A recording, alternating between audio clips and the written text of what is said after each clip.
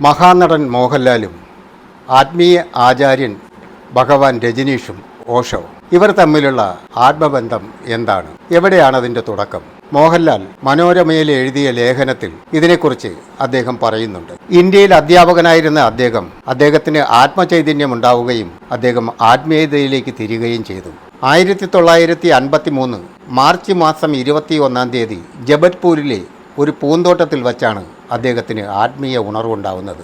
1957-66 കാലഘട്ടത്തിൽ ജബൽപൂർ സർവകലാശാലയിൽ അദ്ദേഹം തത്വചിന്തക പ്രൊഫസറായി അദ്ദേഹം സേവനമനുഷ്ഠിച്ചു. ഇന്ത്യയിലുടനീളം നടന്ന് മതചിന്തകൾ, ഗാന്ധിയൻ സിദ്ധാന്തങ്ങൾ ഇവയ്ക്കെതിരെ പ്രഭാഷണങ്ങൾ അദ്ദേഹം നടത്തി. 1962 ജീവൻ ജാഗൃതി ആന്തോളൻ എന്ന പ്രസ്ഥാനത്തിന് അദ്ദേഹം ജീവൻ നൽകി. 1971-81 കാലഘട്ടത്തിൽ അദ്ദേഹം ശിഷ്യന്മാരെ സന്യാസത്തിലേക്ക് പ്രവേശിപ്പിച്ചു. 1974 പൂനെയിൽ അന്താരാഷ്ട്ര ധ്യാന കേന്ദ്രം അദ്ദേഹം ആരംഭിച്ചു. 1981 ആരോഗ്യപരമായ കാരണങ്ങളാൽ അദ്ദേഹം അമേരിക്കയിലേക്ക് യാത്ര തിരിച്ചു. അമേരിക്കയിലെത്തിയ അദ്ദേഹം ന്യൂയോർഗൻ എന്ന സ്ഥലത്ത് 64,000 ഏക്കർ സ്ഥലത്ത് രജനീഷ് പുരം എന്ന ആശ്രമം സ്ഥാപിച്ചു. 1981 മുതൽ 84 വരെ അദ്ദേഹം മൗനപ്രവർത്തനം നടത്തുകയും അതിനുശേഷം അവിടെ ചില ആക്രമണങ്ങൾ നടക്കുകയും അതിനോടനുബന്ധിച്ച് കുടിയേറ്റ നിയമപ്രകാരം അദ്ദേഹത്തെ അറസ്റ്റ് ചെയ്യുകയും ചെയ്തു. 1986 അദ്ദേഹത്തിന് ഇന്ത്യയിലേക്ക് മടങ്ങേണ്ടി വന്നു. 1987 പൂനെയിലെ ആശ്രമത്തിലേക്ക് അദ്ദേഹം തിരിച്ചെത്തി.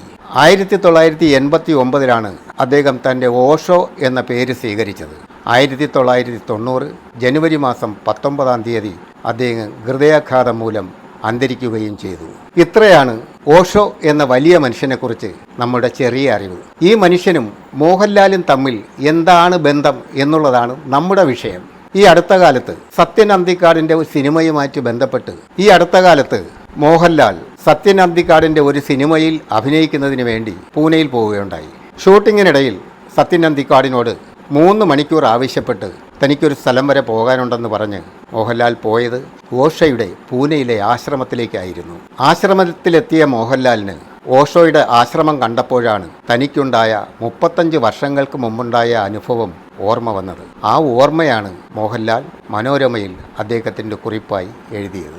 മോഹൻലാൽ എന്ന മഹാനടന് 35 വർഷങ്ങൾക്ക് മുമ്പ് ഒരു നടുവേദന ഉണ്ടായെന്നും അദ്ദേഹം പല ഹോസ്പിറ്റലുകളിലും ചികിത്സയ്ക്ക് എത്തിയെന്നും അവിടെയെല്ലാം അദ്ദേഹത്തിൻ്റെ നട്ടെല്ലിൽ ഒരു ബോൾട്ട് ഇടണമെന്ന് പറയുകയും ചെയ്തു എന്ന് അദ്ദേഹം പറയുന്നു.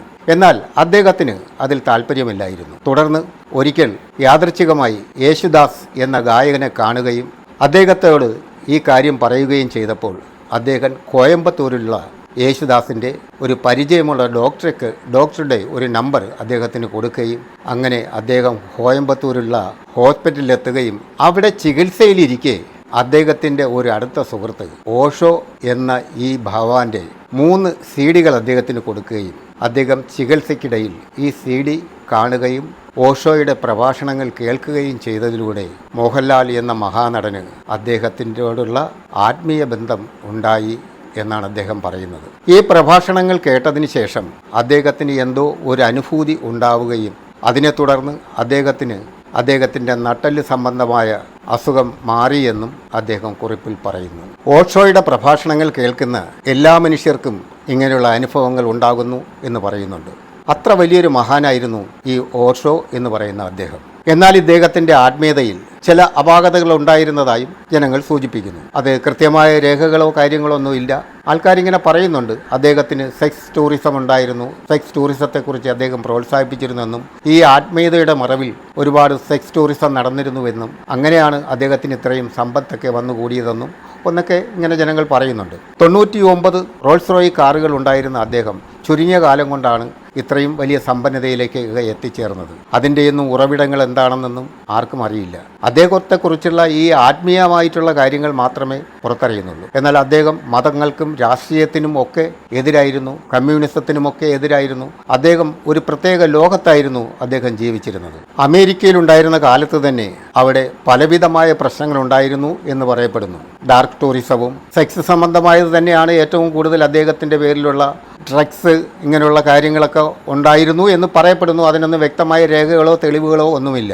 അതുകൊണ്ട് തന്നെ നമ്മളതിനെക്കുറിച്ച് പ്രതിപാദിക്കുന്നതിലും കാര്യമില്ല. പക്ഷേ ഇദ്ദേഹം ഒരു ചിന്തകനായിരുന്നു എന്നുള്ള കാര്യത്തിൽ ഒരു സംശയമില്ല. കാരണം അദ്ദേഹത്തിൻ്റെ പുസ്തകങ്ങളൊക്കെ വായിക്കുന്നവരും പ്രത്യേകിച്ച് അദ്ദേഹം തന്നെ ആയിരക്കണക്കിന് പുസ്തകങ്ങൾ വായിച്ചിട്ടുള്ള ഒരു വലിയ മനുഷ്യനാണ് അദ്ദേഹം. അദ്ദേഹത്തിൻ്റെ അറിവെന്ന് പറയുന്നത് കടൽ പോലെയാണ് കിടക്കുന്നത്. അതൊക്കെ നമുക്ക് വ്യക്തമായിട്ട് അറിയാവുന്ന കാര്യങ്ങളാണ്. പക്ഷേ മറ്റുള്ള കാര്യങ്ങളൊന്നും നമുക്ക് അദ്ദേഹത്തെക്കുറിച്ച് കൃത്യമായി അറിയില്ല. അതെല്ലാം വെറും പറയുന്നതാണ്. ഇന്നത്തെ പല മനുഷ്യ ദൈവങ്ങളെക്കുറിച്ചും ഇതൊക്കെ ഈ ആരോപണങ്ങളൊക്കെ ഉണ്ട്. നമുക്ക് അതുപോലെ തന്നെ ഇതിനെയും നമുക്ക് തള്ളിക്കളയാവുന്നതേ ഉള്ളൂ. ഞാൻ കുറേ ഭാഗങ്ങളൊക്കെ അദ്ദേഹത്തിൻ്റെ പുസ്തകം എനിക്ക് വായിക്കാൻ കഴിഞ്ഞിട്ടുണ്ട്. കൂടുതലൊന്നും വായിക്കാൻ കഴിഞ്ഞിട്ടില്ല, എന്നാലും ചില ഭാഗങ്ങളൊക്കെ വായിക്കാൻ കഴിഞ്ഞിട്ടുണ്ട്. അതിൽ നിന്നുള്ള അറിവുകൾ കൊണ്ടൊക്കെയാണ് ഞാൻ ഈ പറയുന്നത്. അത് എത്രത്തോളം കൃത്യമാണ് എന്നൊന്നും ഞാൻ തറപ്പിച്ച് പറയുന്നില്ല. എങ്കിലും മോഹൻലാലിൻ്റെ ഈ കുറിപ്പ് കണ്ടപ്പോൾ ഇങ്ങനെ ഇതിനെക്കുറിച്ചൊരു വീഡിയോ ചെയ്യണമെന്ന് തോന്നിയാണ് ഞാനിത് ചെയ്യുന്നത്. മതവും ആത്മീയതയും മനുഷ്യൻ്റെ ജീവിതയാത്രയ്ക്കുള്ള എനർജിയായി ഉപയോഗിക്കുന്നതിൽ തെറ്റില്ല. എന്നാൽ അനാചാരങ്ങളും ദുരാചാരങ്ങളും ദുർചിന്തകളും ഭീകരപ്രവർത്തനവും ഭീകരചിന്തകളുമാണ് നാം എതിർക്കപ്പെടുന്നത്. അതിനെയാണ് ശക്തമായ ഭാഷയിൽ നമ്മൾ എതിർക്കുന്നത്. അത് എപ്പോഴും എതിർക്കും, എല്ലാ കാലത്തും എതിർത്തുകൊണ്ട് തന്നെ ഇരിക്കും. നമുക്കത് ആവശ്യമില്ലാത്ത കാര്യമാണ്.